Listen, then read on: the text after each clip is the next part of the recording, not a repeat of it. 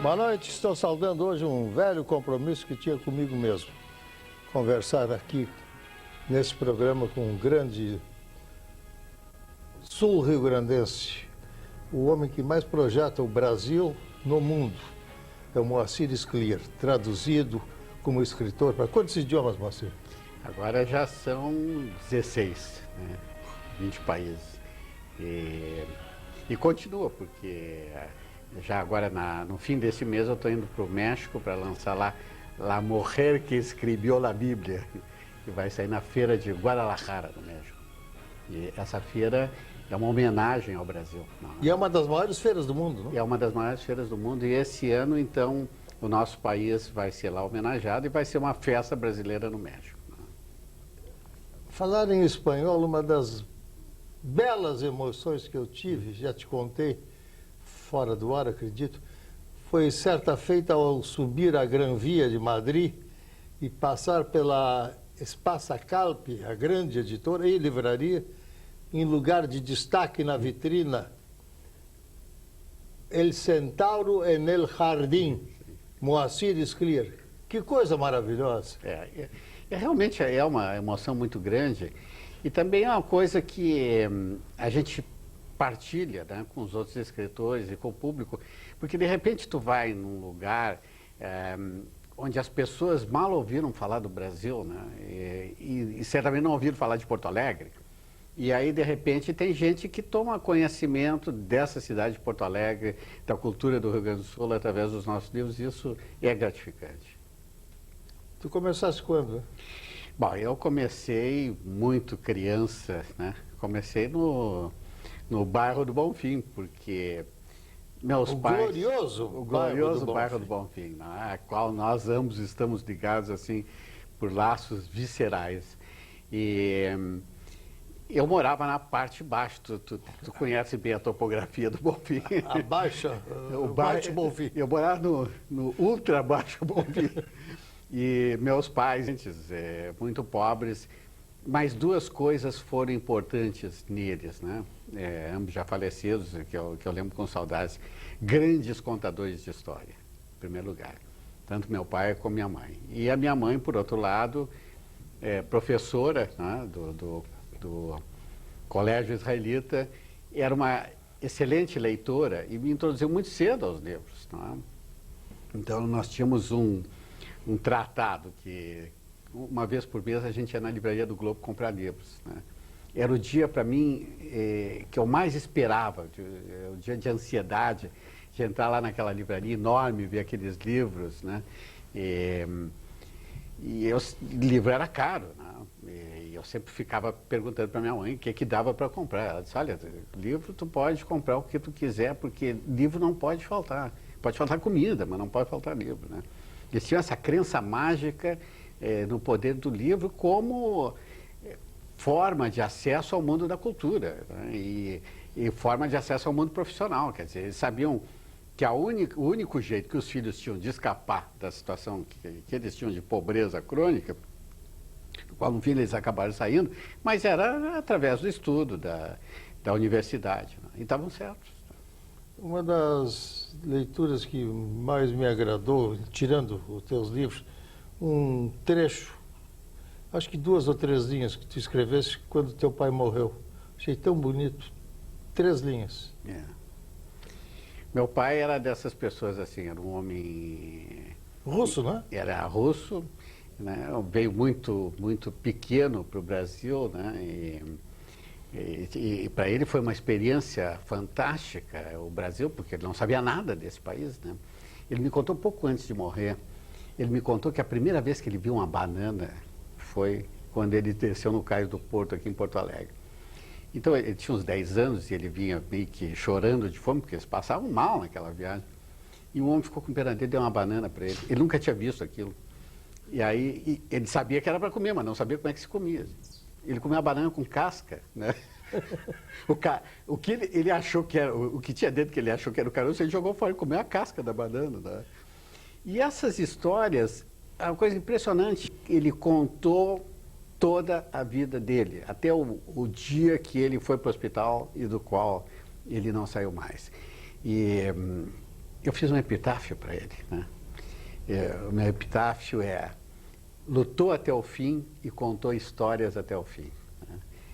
Eu acho que isso resume a vida desse homem, que naturalmente né, era um homem difícil de lidar, porque, enfim, né, eles, refinados eles não eram, né? Eles tinham que lutar pela vida. Isso não fazia deles pessoas muito sofisticadas, né? Então era difícil, né?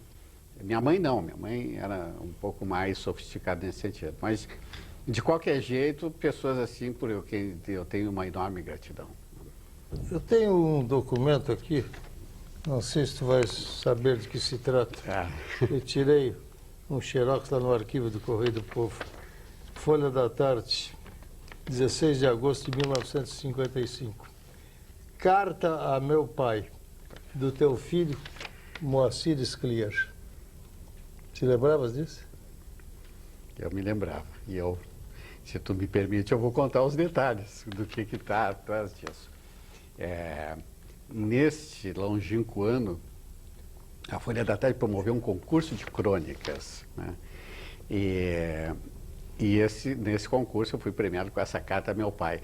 E fui na redação do jornal da Folha da Tarde receber das mãos do jovem jornalista Flávio Alcaraz Gomes o prêmio, que era um vale para um par de sapatos. Porque quem patrocinava esse concurso era uma sapataria da Otávio Rocha ali. E eu fui lá, me desse o prêmio. Eu fiquei contentíssimo, porque eu só tinha 2 pares de sapatos, né, que eu usava durante a semana e outros dos domingos. Aí fui lá e aí me lembro que eu escolhi uns pares de sapatos de crocodilo. Te lembra desses sapatos de crocodilo? Era o fino. E quando eu fui dizer para o homem lá, o gerente, que eu queria aquele sapato de crocodilo, ele disse: para um pouquinho, meu filho, só porque tu escreveu uma redação, tu não vai levar um sapato de crocodilo, custa caríssimo, se tu escolhe aqui. Aí ele me mostrou um balaio, e nesse balaio tinha umas botinas com solado de pneu. Tu te lembra que os pobres usavam solado de pneu? Era o único jeito que o pobre tinha de usar pneu, né? De estar em cima de pneu, quando ele botava essas botinas, né? E ele disse: bom, isso é o prêmio, pode escolher. E eu estava em lágrimas quase, Flávio. Aí ele disse: escuta, meu filho, por que tu não faz o seguinte? Vai lá, fala com o teu pai, vê se o teu pai paga a diferença, né? E meu pai pagou a diferença entre o sapato de crocodilo e essa botina aí, né? E eu me tornei o primeiro escritor do mundo a pagar por um prêmio literário. Mas graças ao concurso que tu lançaste. Quer dizer, eu devo a ti, entre muitas outras coisas, né, o mérito desse primeiro prêmio literário, né? Tu não estavas na faculdade de medicina ainda? Eu acho que eu já estava. 1955. 55, eu estava no primeiro ano da faculdade, ainda dependia do meu pai para a grana né? E essa carta aí, dela eu falo exatamente desses sentimentos, né, em relação ao meu pai, essa gratidão, né, mas também aquela censura que todo filho tem em relação ao pai, né? Eu só descobri isso porque agora eu tenho um filho, né? E aí a gente vai descobrindo que esse é inevitável que uma geração tenha ressentimento em relação à outra, né? Tu não me compreende, tu não entende, tu tem uma cabeça quadrada, essas coisas assim, né? Que eu dizia do meu pai, que provavelmente ele dizia do pai dele e assim por diante, né? Mas uma das vantagens da maturidade é essa, né? Que a gente compreende essas coisas, aceita, supera, né? E transforma isso em algo de valor para a nossa própria vida. Moacir, médico e escritor, como? Como começou uma e como começou outra? Bom, escritor... Porque exerces as duas. Médico já te jubilaste. Exato. Mas fosse médico na ativa sempre. Sim, eu ainda estou ligado, porque eu dou aulas para estudantes de medicina, é uma coisa que eu gosto muitíssimo de fazer, da Faculdade Federal de Ciências Médicas, ex-Faculdade Católica de Medicina. E, em geral, as pessoas pensam assim, que quando o escritor tem uma outra profissão, é que essa outra é o ganha-pão, né, e que ele não gosta de fazer, né? E, de fato, né, Drummond, tem uma exposição do Drummond na Feira do Livro, era funcionário público, né? Claro, tinha que viver também. Tinha que viver, não é? Como poeta ele não conseguia viver. Mas eu cheguei à medicina movido por uma paixão, né? Uma coisa curiosa, por uma paixão que, por sua vez, nasceu de um temor, né? Eu tinha um medo terrível de doença. Eu não tinha medo de ficar doente, eu não era hipocondríaco, né? Eu nem me importava tanto de ficar doente. Mas quando meus pais ou meus irmãos ficavam doentes, eu entrava em pânico, né? E aí eu comecei a ler tudo sobre doença e me interessar e tal, né? E de repente eu já estava no caminho da faculdade de medicina. E a experiência da medicina é uma experiência absolutamente fantástica. É uma profissão que transforma a pessoa. A pessoa não é a mesma depois de estudar medicina. Claro que todas as profissões têm esse componente, mas tu vivenciar a experiência do sofrimento, da dor, da morte, né? E a gente vive isso muito cedo, porque eu quando entrei na faculdade de medicina, eu era um adolescente, né? E de repente eu estou vendo um cadáver. Eu nunca tinha visto um cadáver na minha vida, né? Eu só vi o cadáver pela primeira vez na faculdade de medicina.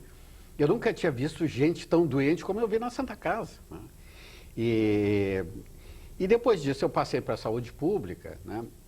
Que por sua vez foi um contato com a realidade brasileira, né? Porque de repente eu estava trabalhando em vilas populares, né?